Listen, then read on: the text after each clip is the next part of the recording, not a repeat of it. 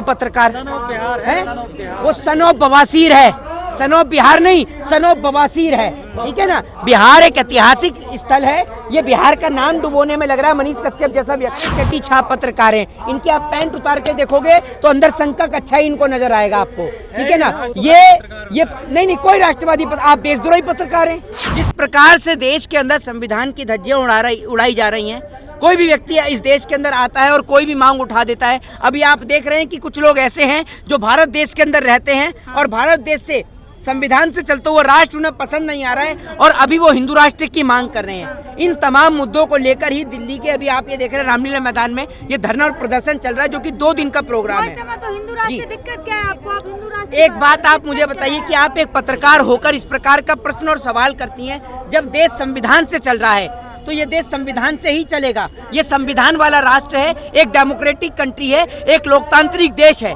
जहां पर सभी को इक्वल राइट है, एक समानता का अधिकार है। और आप ये सोचिए कि जब इस देश के अंदर अभी संविधान से राष्ट्र चल रहा है, तब एक महिला को टंकी से पानी नहीं पीने दिया जाता, किसी को घोड़ी नहीं चढ़ने दिया जाता, किसी को मूंछ नहीं बढ़ाने दी जाती। तो आप सोचिए अगर हिंदू राष्ट्र की परिकल्पना हो गई तो ये लोगों को जीने नहीं देंगे। योगी जी ने तो कह दिया ये पहले से हिंदू राष्ट्र है। अरे योगी जी के गवर्नर हैं, योगी जी ने क्या संविधान लिखा है ये बताइए ना।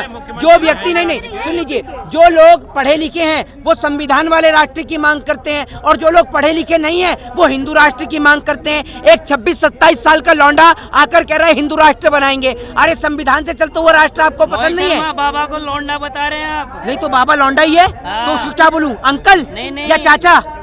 चाचा बोलूं? जाके अरे तो मैं क्या बोल रहा हूँ, अंकल बोलूं या चाचा बोलूं?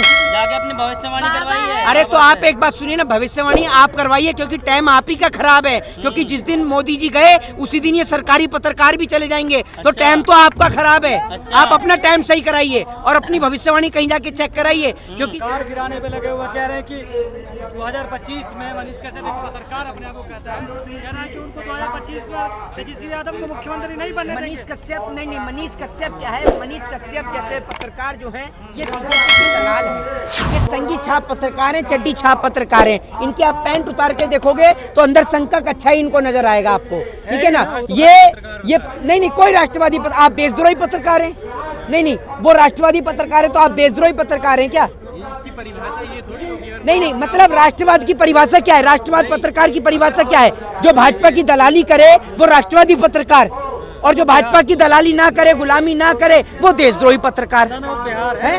वो सन ऑफ बवासीर है, सन ऑफ बिहार नहीं, सन ऑफ बवासीर है, ठीक है ना। बिहार एक ऐतिहासिक स्थल है, ये बिहार का नाम डुबोने में लग रहा है। मनीष कश्यप जैसा व्यक्ति, एक बात आप मुझे बताइए, ये बिहार के अंदर जो बिहार के उप मुख्यमंत्री तेजस्वी यादव हैं उनको बदनाम करने की कोशिश की जा रही है और कुछ नहीं।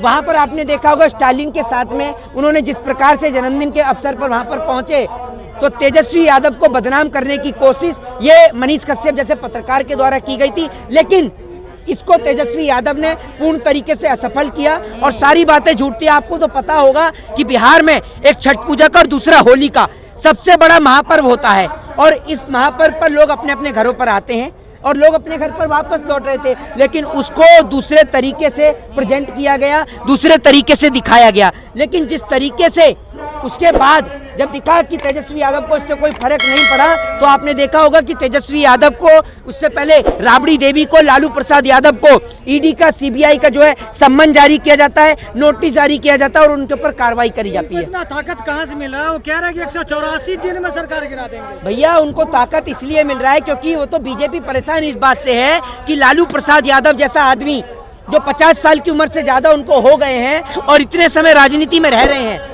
ये सोचिए वो व्यक्ति बुढ़ापे में जेल काटी आया लेकिन भाजपा की गुलामी को स्वीकार नहीं किया। इस बात से बीजेपी बेचैन है कि इस आदमी के पीछे सीबीआई लगा दी, इनकम टैक्स लगा दी, अब इसके बेटे के पीछे भी लगा दी, इसकी माताजी के पीछे भी लगा दी, इनकी बहन के पीछे भी लगा दी, तब भी ये झुकने का नाम नहीं ले रहा है, ठीक है ना। तो ज्यादा फॉलोवर है मेरे, कौन कह रहे हैं?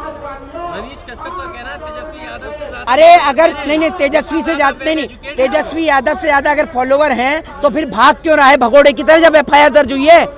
अगर आपने कोई गुनाह नहीं किया तो आप भाग क्यों रहे हैं?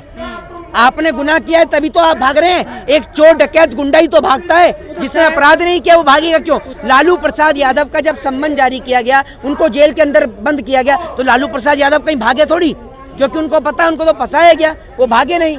तो सीबीआई और ईडी, जो ये बात को तेजस्वी यादव ने कहा है कि भाजपा के 3 जमाई सीबीआई, ईडी और इनकम टैक्स, तो इस बात में कोई गलत नहीं है, ये बिल्कुल पूर्णतः सही है।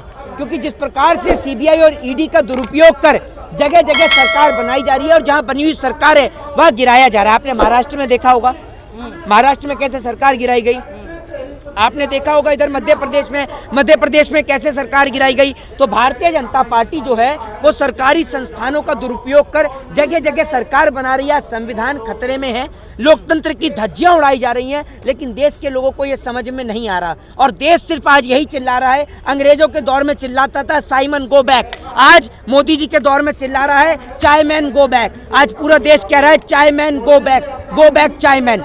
हर कोई चाय वाले को भगाना चाहता है, इसलिए चिल्ला रहा है चाय मैन गो बैक। देखिए, निश्चित तौर पर भाजपा हर एक जितने भी विपक्ष के नेता हैं उनसे डरने का ही काम कर रही है। इसीलिए देश की गरीब जनता जो महंगाई से, बेरोजगारी से त्रस्त है, इसीलिए वो चिल्ला रही है चाय मैन गो बैक।